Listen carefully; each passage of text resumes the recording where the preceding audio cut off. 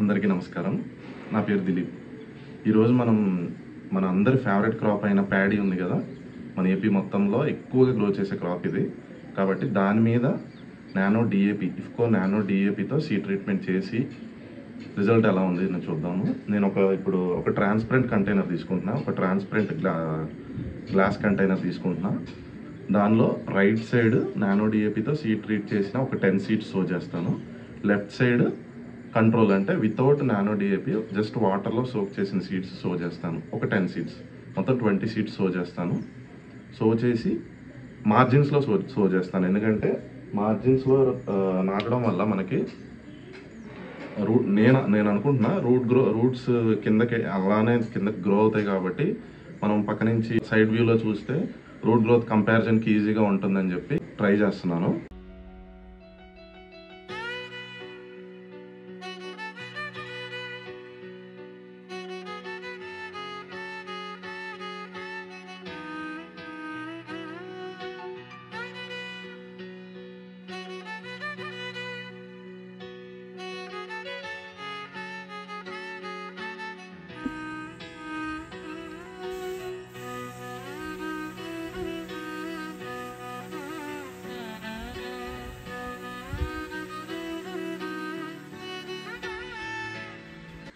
నమస్తే.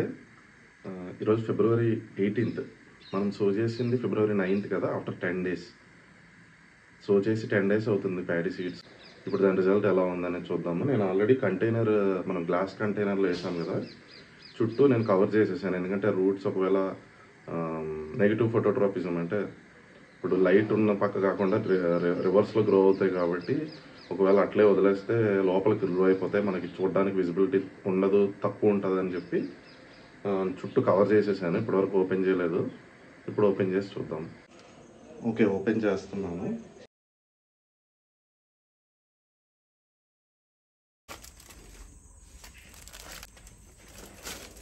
చూడండి, దీని గ్రోత్కి ఇది కంట్రోల్. అంటే నానో డిఏపితో సీడ్ సోక్ చేయలేదు, ఇది మనం సీడ్ సోక్ చేసాం on February 9th. Today's February 18th.